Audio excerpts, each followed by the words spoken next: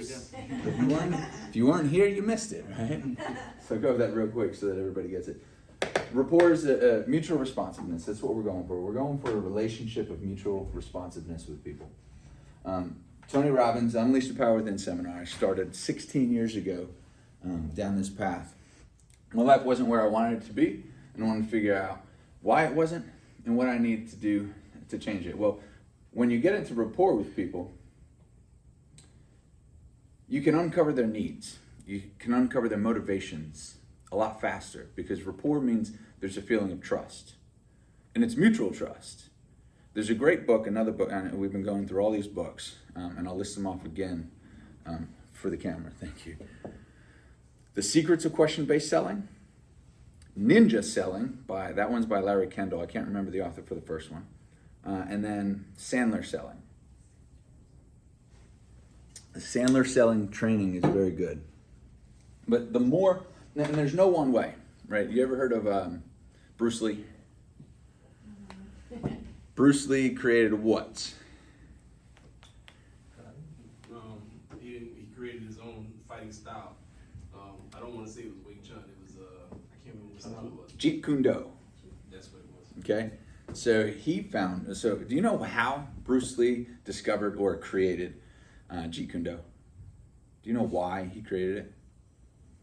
Kung Fu. He was a Kung Fu master.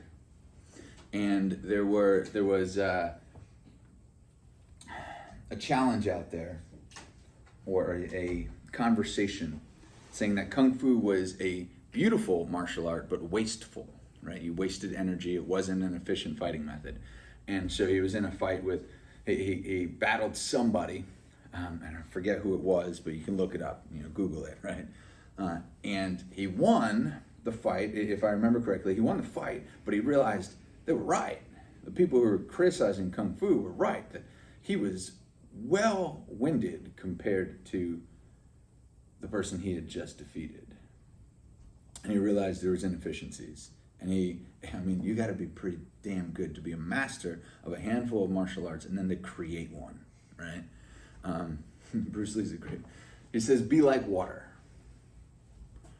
Right? This is a great quote, and listen to him say it, because he says it much better than I, because his conviction and what he was saying when he says be like water was, if water is in a cup, it becomes the cup. If it's in a bowl, it becomes the bowl. Be like the water, right? What that means is there are times where, and this is perfect when it comes to rapport, right? Become like water.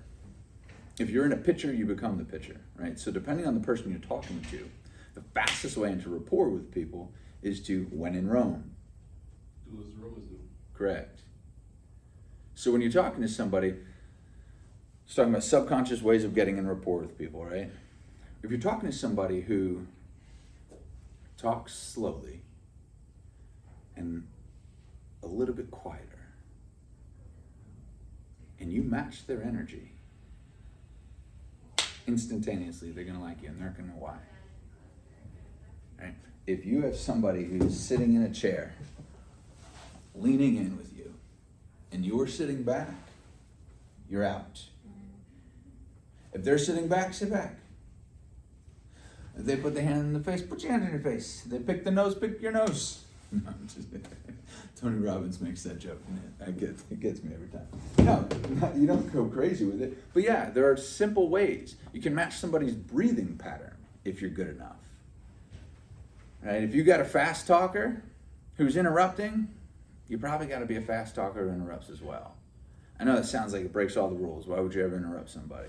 In the right circumstances, there are no rules. That's the point of bringing up Bruce Lee.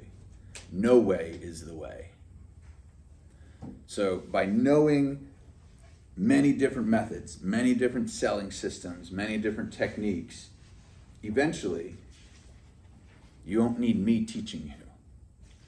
Right? Because there's all that information available to you, you realize that there is no right way. It's whatever way is necessary right now. Be like water, right? All right. What's that? Stay liquid. Stay liquid. Yeah, you got to be able to move, right? You got to be able to become what you need to be in that moment. It's not about what you need to say. We get confused in sales and we think that we need to say the right thing to get somebody to do something. It's not about what you need to say, it's about what they need to hear. Right? And the same is true for me right here. So, all right. So let me get back to where we were. All right, so let me ask you a question. And you don't have to answer out loud, but I want you to answer yourselves. And answer yourself honestly. Have you written down what you were asked to?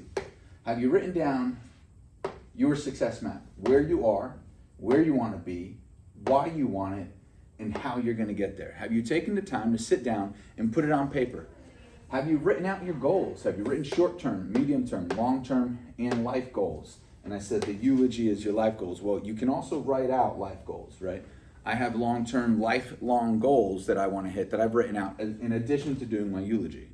This was a great tool that helped me uncover more about what really is important to me, what means a lot to me. That was the eulogy trick, right? That's what I learned at a coaching seminar with, it was actually with Keller Williams, a great real estate company. Have you written these down? Have you taken the time? If you have not, I would challenge you that if you haven't invested the 15 or 30 minutes that it might take you, why? I told a story last time. I told it last night to Tony and Teresa about the kid who goes to the guru who wants to be successful. And he says to the guru, I want to make a lot of money. I want to be successful like you are.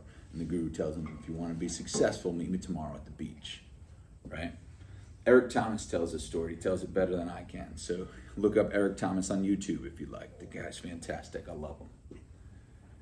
Long story short, the guru takes the guy out into the water and he holds him under the water. The guy's struggling to breathe. He can't breathe. He's underwater. He's drowning. Right before he passes out, he lifts him up. And he says, when you want to succeed as bad as you want to breathe, that's when you'll be successful. Most people don't want to be successful more than they want to sleep, more than they want to party, more than you name it. What's getting in your way? More than you want to watch football, baseball? What's stopping you? What's in your way? Because you have in your life exactly what you want right now. You know, you might say, no, trust me, I don't want this. I definitely want more money, more time. You've got exactly what you want because you're demanding from life exactly what you're getting. So, it's October. We're going to talk about something called Parkinson's Law. Everybody know what that is? No. And I could be wrong, right? Maybe it's not called Parkinson's Law. Maybe I just made that up. You can fact check me. Parkinson's Law says the work will expand to fill the time allotted. Work will expand to fill the time allotted. Remember when I said, ask yourself the question, that is, am I right? What would it take, if it were possible, for me to achieve my long-term or medium-term goals in 90 days? What would that look like? Remember when I asked you to do that? The reason I asked you to write it down is because Parkinson's Law says that the work that you allow yourself to do, or that you want to do or need to do, will expand to the time allotted. If you've got 30 days to sell 15 cars, you're not going to get it done in the first 5 days. For what reason?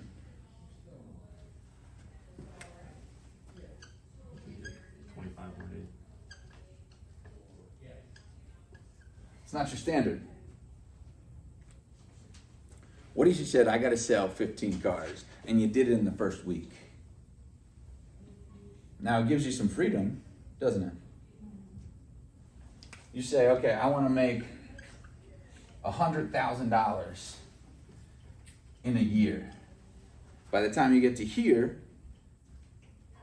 you say, oh, I got 1 quarter left, right? We got 3 months left. Are you 3/4 to your goal?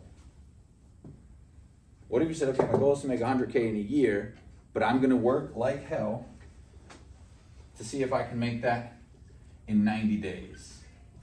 And let's say you didn't hit it, but you got halfway. In 1 quarter, you get halfway to your annual goal. What does that feel like?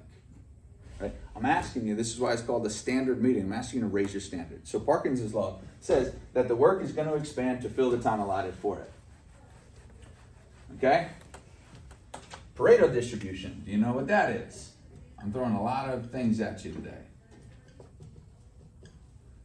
Or the Pareto, it's also called the Pareto principle.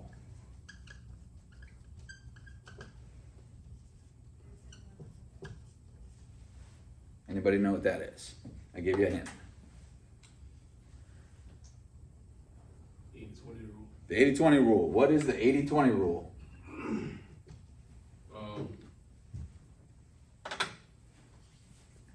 80-20 rule is if you put in 80%. Yeah, I'll let you explain it. No, I appreciate your participation. I do. I enjoy it. Because, all right, first off, the first time I learned the 80-20 rule, I couldn't repeat it either. You know how many times I've gone over the 80-20 rule to learn it? More than once. I didn't just all of a sudden listen to some guy's seminar, 6-hour seminar, by the way, one time, and all of a sudden I had listened to it over and over and over again. Remember the book that Tony Rodriguez talked about, As a Man Thinketh? Right? I read that. I've read thousands of books in the last few years, a handful of years, because Tony Robbins had the standard, right? He said he was going to read a book a day, and he didn't quite get to a book a day, but he read, hundreds of books over the course of a year, and I realized I want to do that. Now let me tell you what my path looked like. First year, I was going to read a book a week, right? That was my goal. I read 12 books. Now, most people would pack it in at that point and say, well, I failed. I didn't. I read 12 books more than I had the year before. And I said, okay, good. I'm going to try it again. Second year, I'm going to read 52 books, 1 book a week. I didn't hit it. I hit 36. I tripled my progress. Then, in year 3, I said, okay, I'm not going to pack it in. I'm going to see that I progressed, and I'm going to get better, and I'm going to read a book a week. How many books did I read year 3? 104. Nice. Remember what I just went over? Halfway through the year, I was done. But I didn't have to be done. I got to keep going. So now 52 look like nothing. And it is nothing. I can listen to a book on Audible on 2.2 speed and absorb all the information. I can read a book and speed read. So the time that it takes you to read one, I've read 3 or 4. Why? Because I'm a speed reader? No, because I didn't know how to speed read. And so I went and bought a course. And I had somebody teach me. Remember what this is all about? If somebody has what you want, figure out how to get it from them. If I write a book, somebody writes a book and they take 10 years of their lives to condense information into a book. You read a book in a week, a month even. You get 10 years of experience in that much time. There's so much information out there available to us, especially now. Like, we're so fortunate, right? You can go on and watch my videos, right? And you can learn something. Now, not everything I have to say is worth it, right? I don't think so. I think everything I have to say, everything I have to share is worth listening to. But somehow you've got to take action on it, right? So let's get back to the 80-20 rule. What that says is that 80% of your results are going to come from 20% of your efforts. Now, that's how it boils down to what we're talking about. But the principle itself, the Pareto principle is, and I forget his first name, but Pareto is the last name of an Italian scientist who discovered this, what seems to be a law in life. And not a law because it has to be this way, but because it's observed in nature, right? That everything falls into this distribution. 20% of the carpet in your home, or the floors in your home, receives 80% of the foot traffic. Think about that. 20% of the authors sell 80% of the books. 20%, and it actually gets into work, 20% of your salespeople sell 80% of your product.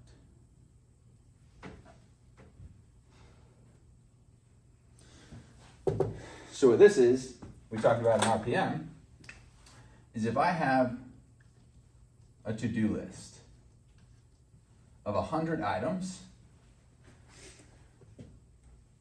20% of my items will give me 80% of my result. So that means I don't need to do 100 things. I have to do 20. If I do 20, then I get 80% of the results. Well, what if that applies here again? I have 4 things that I have to do. What if I apply that one more time? There is one thing on my list that is the most important thing for me to do. And that's a question. There's a book called The One Thing by Gary Keller and Jay Papasan. And what it talks about, and here's a central question, write this down. What is the one thing that I can do such that by doing, everything else will be easier or unnecessary?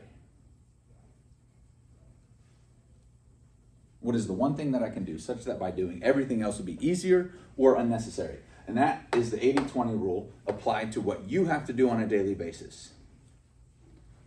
You have 100 things on your to-do list. You narrow it down to the top 20%, the most important things. You're prioritizing your list, and then you narrow that further. You say, okay, of the 20 most important things, there has to be one that's more important. Well, 20% is 4. 20%, well, I'm rounding now, right? Because 5 would be 1. But 20% of 4, take it down to the one thing. Do that first. Why? Because everything else becomes easier or unnecessary. So if you can knock out something that makes everything else easier, do it first. Then the next thing becomes easier. Now, instead of doing 100 things, you might only have to get through 20 things or 4 things in the day. And then everything seems to be easier. You ever see those people who it just seems like their day goes so easy, goes so simple? It's because they do this, whether or not they know it. They do it. Now, this is going to be hard. It's going to be very difficult in the beginning, right? We said discipline is the reason that we don't have the goals that we want, that we haven't hit the mark quite yet. That's what we said in another class. It only takes discipline in the beginning. In the beginning until you develop the habit. And it takes about 66 days to develop a habit. So the first 22 are going to be hard. The middle 22 are going to be messy. The last 22 are going to be glorious. Robin Sharma, The 5 a.m. Club. There's another book for you. And yes, I've read them all. Okay? They're worth it. All right. Oh, by the way, when I started bringing up the book that Tony, I didn't read that one time. I told him to read it, and he said, oh my God, that you're right. That is the most important book any person can read. Since I recommended it to him, I said, oh, I'd like to go back. I've listened to it on tape again another 10 times because of how important that book is. Getting it one time isn't enough. What is that? As a Man Thinketh by James Allen. It was written in 1902. Timeless. All right, so 66 days to build a habit. Once you install a habit, now everything becomes easier. Doing it in the beginning is hard. Write it down. Do this. Practice it. Because eventually what happens is, now we're going to talk about one more thing before I go down that path. RPM is that result, purpose, method plan, right? Start your day. I'm giving you practical information here. Start your day applying RPM to your to-do list. Sit down. When you get here, before you get here, whatever's easier for you, get here early. Don't get here right when you're supposed to be here. Get here early to set yourself up. Sit upstairs in the break room if you need to. Sit up here for a minute and write down, what are the things that I have to do? You can come up with a list of things, right? Probably about 100. And then ask yourself, and I'll tell you what you're going to do is you're going to switch from a to-do list. And I'm telling you to do a to-do list because that's what you're used to. Once you write out a to-do list, it doesn't have to be 100 long. However many you have. I want you to ask yourself, what's my outcome? What is the result that I actually want from today? What is my result? RPM. And I like RPM because what is the RPM? Result, purpose, method. Yeah, exactly. Yes, that's what it stands for. But what's RPM relating to vehicles? Yeah. Right? It's about momentum. RPM is revolutions per minute, right? Well, RPM, results, purpose, massive action, right? What is the result that I'm after? If you ask yourself that question, you're going to notice you might have 3 or 4 results that you're trying to get from your day, right? What are some results that you want from your day? Here. You want to sell a car. If you could have it your way, you could sell 2, right? And what was the next one? Set your day up for tomorrow. Make an appointment. Set your day up for tomorrow, right? Make an appointment. Set an appointment. How many appointments do I want, right? How many cars do I want to sell? How many appointments do I want to set today? That's the result that I'm after. You might have other results that you need to take care of. So let's say you have 3 or 4, maybe 5 results, whatever it is. 3 results is good. If you get 3 results, you've done more than most people, right? You've done more than you did yesterday. But you got your results. Now you take your to-do list, and you're going to find that in those different results that you have listed out, you have to-dos that fall underneath of them.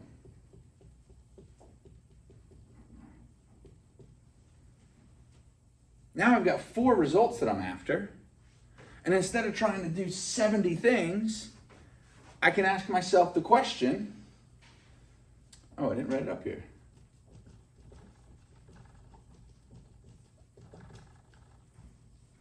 What is the one thing that I can do such that by doing everything else becomes easier or unnecessary? Now, that's prioritizing my schedule.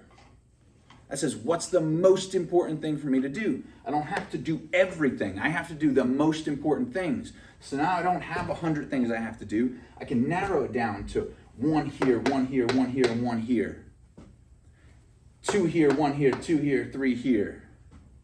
Now I don't have a million things to do, right? Because that's what it feels like. It feels like I've got a million things I got to do. I'm never going to, that's overwhelm. We talked about that. You don't have to do it all. You have to start thinking this way. And yes, you have to write it down because in the beginning, it's hard. You're not used to this. You're training yourself a new way of seeing the world.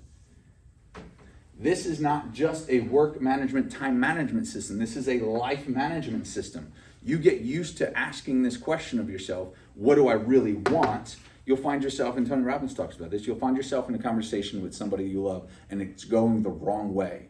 And you can pause, silently say to yourself, what is my outcome here? My outcome is not to argue. My outcome is to resolve this.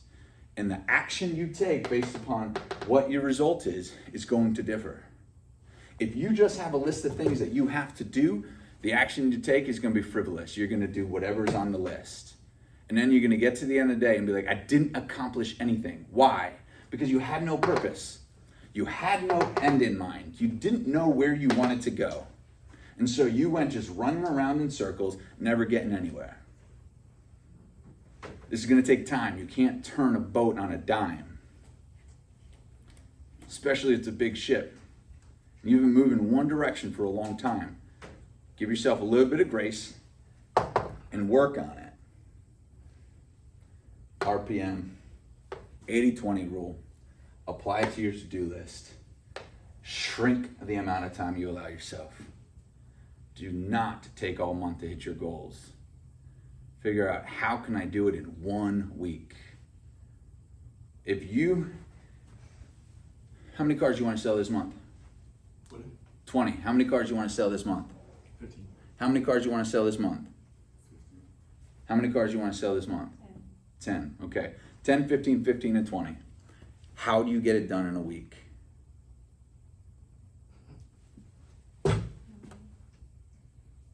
Do this. This isn't just for me to get up here and spout off a bunch of things that I've learned. If you apply, and it's hard, it is not going to be easy. If you're sitting there thinking, this is easy, I've done a bad job of explaining it to you. It's worth it. Right? That's the question you got to ask yourself. What am I willing to sacrifice to make this worth it? Sacrifice the shit of not hitting your damn goal. Give that up. Sacrifice not being where you want to be. Give that up. While you're here, be 100% present doing what you need to do. And it's okay to have a conversation with somebody, laugh and joke. I do it too, right? Laugh and joke, and then realize, okay, that was good. I just reset. Now it's time for me to refocus. Don't let that continue on too long. Let it be a moment, a smoke break. Fine. But stay focused. If you stay focused 80% of your day, you're probably tripling your productivity. Because right now you're probably wasting 80% of your day. Right? Flip that around. Let your focus here, because then you don't have to be here all the time. Then when you're here, you're going to be so focused because you're going to have appointments that you've set and cars that you're selling. And then you're going to go home accomplished. You're going to start planning. Now, I'll give you a secret. You're going to start planning your next day the night before. And you say, all right, I'm going to make a quick list of what my results for tomorrow are. And you're going to wake up, you're going to reaffirm that list. You're going to figure out your priorities quickly. You're not going to have to make a list of 100 things. You're going to know, all right, the most important things that I have to do are these things. If I do these things, my day's accomplished. And all of a sudden, you're going to start floating through life. You're going to start floating through your sales day. And there's going to be challenges. If you think there's not, you're not paying attention. There's going to be challenges. But installing a new way of looking at them, installing a new way of thinking about them is going to get you to your goals. And again, this is not just here, but it applies here and it applies in your life. Take it and do something with it. Are there any questions about this? Does anybody see how it could work for them? Does anybody have an idea of what they want to do with it? All right, take it downstairs and do something. Sit up here for 5 minutes if you need to start. Start right now. It is 12:25 on Tuesday, October the 1st. If you haven't done this yet for your day, take 5 minutes. That's all it takes. 10 minutes, right? Figure it out. Like, all right, I've got until whatever time you're here, 6 o'clock, 7 o'clock. What time? 7 o'clock or 8 o'clock, right? Figure that out. Write it down. Like, okay, between now and then, these are the things I want to accomplish. This is my result that I'm after. Do it. Apply it. Another thing we'll talk about. Yeah, here's your homework.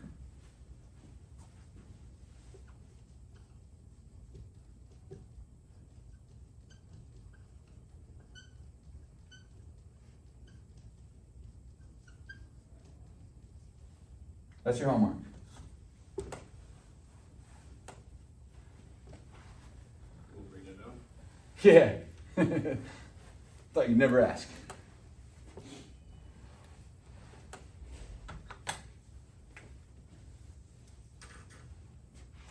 Has anybody heard of time blocking? Good, we'll go there next. Not today. The perfect day is your homework. The perfect day means you're going to write out what your perfect day looks like. What time do you get up? What do? Do you go to the gym? Do you have breakfast? Do you have a conversation with your daughter, your wife, I got a question. husband? Yeah. Does that perfect day have to include the stuff that we have to do currently? Like, It doesn't. Okay. It does not. Right? Because that's the perfect day. It is your perfect day. What does your perfect day look like? If you could have the perfect day, what does that look like? Now, you bring a very important point up. That might not look like what you want it to look like right now. Right? You might be so far away from your perfect day. So then, write out, okay, given my current circumstances, given my current structure and limitations, what does a perfect day look like for me today in order for me to get to my perfect day? So we gonna have 2 perfect days? You might. You might have 3. Start with the perfect day, because that is a fantasy in your mind. If you could have the day you want, then, given my current circumstances, and you might not have that. You might not have to go to Fantasyland first. You might say, okay, I can only focus where I am right now. And so right now, as far as I'm concerned, this would be my perfect day. I wake up, who do you talk to? What does it look like in the morning? How long does that take? When you get to work, what do you do? What does it look like?